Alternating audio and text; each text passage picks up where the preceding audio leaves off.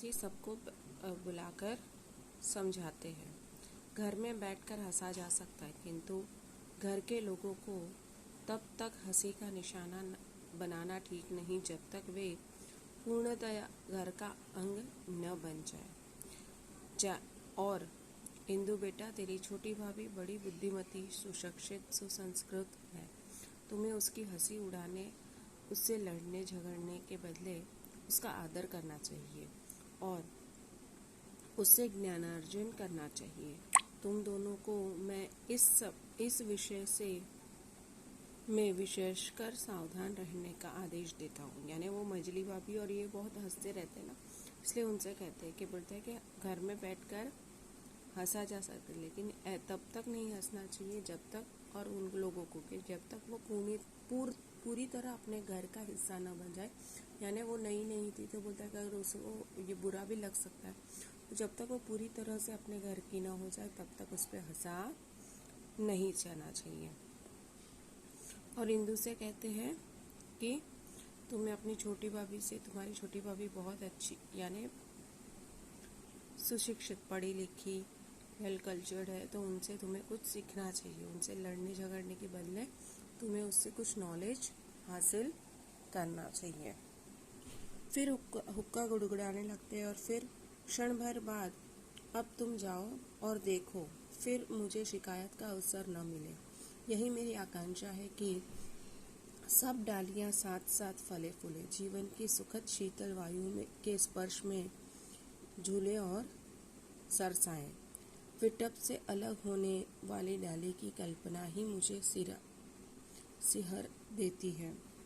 फिर वापस वो सबसे कहते हैं कि बोलता है कि जाओ अभी, और मुझे अभी मुझे तुम लोगों से अभी यही एक्सपेक्टेशन है कि तुम अब मुझे शिकायत का यानी कंप्लेन का मौका नहीं दोगे। बोलता है कि मेरा यही हिस्सा है कि सभी डालियाँ एक साथ रहे, एक साथ फले फूले और सुखी रहे, एकदम शांति से। बोलता है कि विटप मतलब पेड़ से अलग होकर कोई भी डाली, पेड़ से अलग होने का वो मुझे ख्याल ही मुझे बहुत सिरा उठता हूँ, मतलब मैं डर जाता हूँ। यानी वो सोचते ही नहीं है कि उसने वो अलग होने। इंदु, हमें क्षमा कीजिए दादाजी, हमारी ओर से आपको कभी शिकायत का अवसर न मिलेगा। दोनों चली जाती है। दादा कुछ देर हुक्का गुड़गुड़ाते हैं, फिर बाहर खेलते हुए बच्चे को आवाज़ देते हैं। दादा, भाषी, मल्लू, जगदीश, आओ, आज तुम्हें एक कहानी सुनावे, बरगद का पेड़ और उसके बच्चों की। भाषी, हम सुन चुके हैं, हम नहीं आते। हर बार वही कहानी। चांद राजा, तारा राजा की सुनाओ तो आए।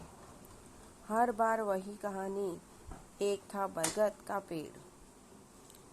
दादा हंसते हैं। यही कहानी तो कुटुंब का, समाज का, राष्ट्र का निर्माण करती है। यही तो जीवन को सुदृढ़, विशाल और महान बनाती है। सब लोग यानी इंदु दादाजी से कहती है कि सॉरी दादाजी, अब आपको हमारी तरफ से कोई भी कंप्लेन का मौका हम नहीं देंगे। बाद में वो भाषी, मल्लू और सबको बोलते आओ, मैं तुम्हें बरगद और उसके बच्चों की कहानी सुनाता। तो भाषी कहता है कि नहीं, आपसे हमने बहुत बार सुन चुकी है, हमें वो कहानी नहीं सुननी। आप अगर कोई अलग कहानी, चांद की, तारों की या अलग कोई कहानी सुनाओ तो हमें सुननी है। बोलता है कि वो बरगद की पेड़ की कहानी हमें नहीं सुननी है। तो दादाजी कहते हैं कि नहीं, यही कहानी तो हमारी फैमिली का बेस्ड है, हमारे राष्ट्र यानी हमारे समाज का निर्माण करती है और यही हमारे जीवन को सुदृढ़, विशाल और महान बनाती है। ओके, अब तीसरा दृश्य। वही बरामदा, दोनों तख्त पूर्ववत खिड़कियों के बराबर रखे हुए हैं और 2 चारपाई वैसे ही दीवार के साथ लगी हुई है। वहाँ कुर्सी मध्य में आ गई है। ज्ञात होता है कि इस पर छोटी बहू बेला बैठी धूप सेक रही थी, किंतु पर्दा उठने पर वह आकुलता से बरामदे में घूमती हुई दिखाई देती है। एक हाथ में पुस्तक है, मानो पढ़ते पढ़ते कोई विचार आ जाने से उठकर घूमने लगती है। यानी तीसरा दृश्य स्टार्ट हो जाता है। तो वहाँ पे ऐसा लगता है कि वही बरामदा वैसे ही और एक चेयर रखी हुई थी, ऐसा लगता था कि उस पर बेला बैठी है, लेकिन जब पर्दा खुलता है तो ऐसा लगता है कि वो घूम रही है एकदम बेचैन से, व्याकुल से। होता है कि लगता है कि कोई बुक पढ़ रही थी। बेला अपने आप से, वो अपने आप से ही बात, मैं किन लोगों में आ गई हूँ, ये कैसे लोग हैं, कुछ भी तो समझ नहीं सकी। आज कुछ है, कल कुछ, पल पल, पल तो तोला, पल तो माशा, इनका कुछ भी तो पता नहीं। फिर सोचती हुई धीरे धीरे घूमती है। गर्म होते हैं तो आग बन जाते हैं और नर्म होते हैं तो मोम से भी कोमल दिखाई देते हैं। आज जिस बात को बुरा कहते हैं, कल उसी की प्रशंसा करते हैं। मैं तो तंग आ गई इन लोगों से। अब वो सोचती है कि ये कैसे लोगों में मैं आके फंस गई। होता है कि कभी कुछ, कभी कुछ, कभी कुछ, कभी किसी चीज़ को अच्छा समझते, होता है कि एकदम गुस्सा हो जाता है तो जैसे आग के समान, और नर्म मतलब सॉफ्ट हो जाता है तो एकदम मोम से भी, मोम मतलब वैक्स, उससे भी सॉफ्ट हो जाओ। बोलते हैं ये क्या है, मैं इनको समझने ही नहीं पाती हूँ। आज जिस बात को बुरा कहते हैं, कल उसी बात की तारीफ भी करते। बोलते कि क्या है ये समझ में। जाकर फिर कुर्सी पर बैठ जाती है और पुस्तक खोल लेती है। अंदर गैलरी से उसकी सास छोटी भाभी आती है। देखो छोटी भाभी, तुम ठीक कहती थी बेटी, इस रद्दी सामान में बैठक बैठक नहीं कबाड़ी का गोदाम दिखाई देती है।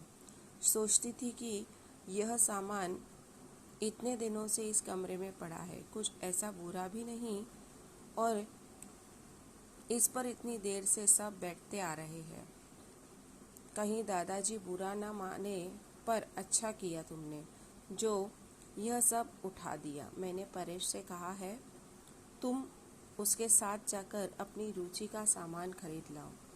यह सब मैं रजवा से कहकर सुरेश के कमरे में भिजवा देती हूँ। कई बार निगौड़ी इन्हीं कुर्सियों के लिए वह मुझसे रूठ चुका है।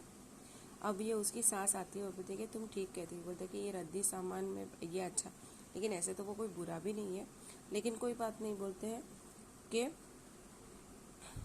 मैंने परेश से कह दिया तुम बाज़ार जाकर तुम अपने लिए नया अपनी पसंद का फर्नीचर खरीद लेना, और ये सब चेयर वेयर जो है वो मैं सूरज के कमरे में भिजवा दूंगी। बोलता है कि वो कई बार मुझसे इन कुर्सियों के लिए उसने झगड़ा भी किया है। बेला, आप बैठिए माँ जी, मीन्स अपनी सास से कहती है छोटी भाभी वापस, बस तुम बैठो, मैं तो यूं ही तुम्हें इधर बैठे देखकर चली आई।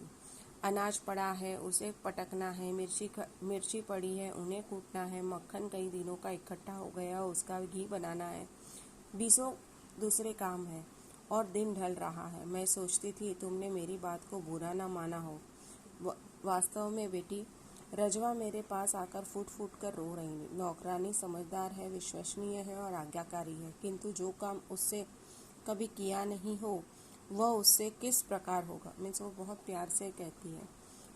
तो वो कहते कि बैठी नहीं, बोलते मुझे बहुत काम है, अनाज पड़ा है उसको साफ़ करना है, मिर्ची है उसको कूटना है, मक्खन कितने दिन उसके घी बनाना है, और बहुत सारे काम है, तुम बैठो मैं जाती हूँ। मैं तो खाली तुमसे ये कहना है कि रजवा जो है वो हमारी बहुत, यानी वो रजवा की बात करना है, देखिए वो हमारी बहुत पुरानी नौकरानी और बहुत ही विश्वसनीय मतलब फेथफुल है, और हाँ, और हमारी बातें आज्ञाकारी भी मान, लेकिन हाँ जो काम उसने कभी किया नहीं वो कैसे कर पाएगी, और उससे होगा भी नहीं। तो वापस बेला उससे कहती कि बोलते मैं जी आप बैठी हो तो सही। छोटी भाभी उसके कंधे पर हाथ रखकर उसे बैठाते हुए, बैठो बैठो बेटी, कष्ट न करो, मैं तुम्हारा अधिक समय नष्ट न हो करूँगी, मैं तो केवल तुमसे उसकी सिफारिश करने आई थी। भावुक स्त्री है, जल्दी ही बुरा मान जाती है। तुम यों करना कि ज्यों ही नया फर्नीचर आ जाए अपने सामने लगवा कर रजवा को एक बार झाड़ना बुहारना सिखा देना, फिर वह गलती नहीं करेगी। न हो तो कभी मुझे बता देना, मैं उसे समझा दूंगी।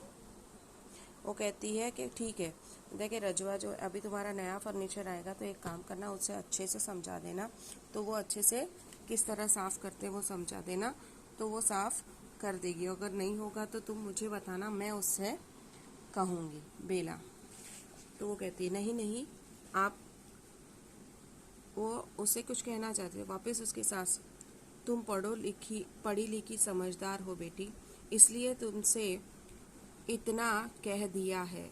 यो तुम न चाहो तो कोई दूसरा प्रबंध हो जाएगा, तुम इस बात की तनिक भी चिंता। बोलता है कि तुम पढ़ी लिखी हो, इसलिए तुम्हें समझाया, अगर तुम नहीं चाहोगी तो कोई बात नहीं, दूसरी नौकरानी रख लेंगे, उनके कहने का मतलब था। बेला आप बैठिए तो सही।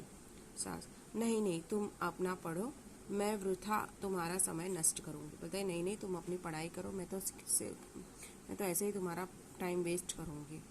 ओके, बेकार। बेला पुस्तक बंद करके लंबी सांस लेती हुई जैसे उसने अपने आप से, इन लोगों को कुछ भी तो समझ नहीं पाती। ये माँ जी एकदम कैसे बदल गई। अभी परसों मुझे इसी रजवा के लिए डांट रही थी, इसका कुछ भी तो पता नहीं चलता, फिर पढ़ने लगती। बोलते कि देखो यही माँ जी, बोलते कि कल परसों तक तो मुझे वो इसी रजवा के लिए डांट रही थी, मैंने उससे ये किया, और आज देखो कैसी हो गई है। मंजली भाभी, अब दूसरी भाभी, क्यों बेटी, अब रजवा कुछ काम सीख गई है या नहीं? बढ़िया है तो सयानी, बुढ़िया सॉरी बड़ी बहू, आपने इंदु से ठीक ही कहा था, उसे वास्तव में काम की परख नहीं। पर अब बेला आइए इधर बैठिए, चारपाई सरका लेती है। मीन्स बेला बैठती है तो सब लोग आते हैं। मंजली भाभी भी कहते हैं क्या बेटा, वो रजवा ने काम सीख लिया कि नहीं? बोलते हैं ऐसे तो है सयानी, सीख लेगी। तो बड़ी बहू कहती है कि इंदु ने ठीक ही कहा था, वास्तव में वो काम परखी यानी परख नहीं है, उसे काम की पहचान नहीं है। बेला सबको बुलाती है। अब देखो कोई भी उसे इसके बैठेगा नहीं। मंजली भाभी, मैंने एक अनुभवी नौकरानी खोज लाने के लिए कह दिया है, जो नए फैशन के बड़े घरों में काम कर चुकी हो। वास्तव में बहू, दादाजी पुराने नौकरों के हक में है, दयानतदार होते हैं और विश्वसनीय। हमारे पास पीढ़ी दर पीढ़ी काम करते आ रहे हैं। इस रजवा की सास भी यही करती थी, अब रजवा की बहू भी यही करती है। तो मंजली भाभी कहती है कि मैंने एक एक्सपीरियंस जो नए तौर तरीके के काम से करना जानती हूँ, कि ऐसी नौकरानी के लिए कह दिया है। और बोलता है कि वास्तव में बोलता है कि ये सब बहुत पीढ़ी दर पीढ़ी से, और दादाजी भी यही चाहते हैं कि पुराने नौकरों की इसमें रहते हैं कि वो ईमानदार होते हैं, वो हमसे कभी दगा नहीं करते। इसीलिए बोलते हैं कि वो पीढ़ियों से यानी जनरेशन टू जनरेशन, बोलते हैं कि रजवा की सास भी यहाँ पे काम करती है, रजवा भी यहाँ पे काम करती है, और अभी उसकी बहू भी हमारे यहाँ ही काम करेगी।